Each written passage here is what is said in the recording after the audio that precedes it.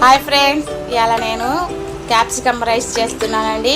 పచ్చిమిర్చి, కొత్తిమీర, పుదీనా, ఒక పెద్ద సైజు ఉల్లిపాయ, 2 కోడిగుడ్లు ఉడకబెట్టి ఉల్లిపాయలు వేపుకొని కొద్దిగా కరివేపాకు వేసుకున్నాను. అందులోనే అన్నీ వేసుకున్నాను. అల్లం వెల్లుల్లి పేస్ట్, పుదీనా, కొత్తిమీర, టమాటా, క్యాప్సికమ్, గుడ్లు తర్వాత వేస్తానండి.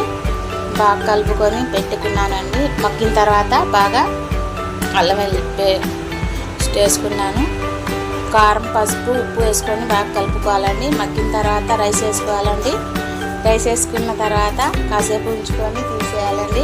దీంట్లో నిమ్మకాయ ఉంటే బాగుండేదండి. నిమ్మకాయ లేదు నా దగ్గర. మిగిలిపోయిన అన్నంతో ఇలా రెసిపీ చేశానండి.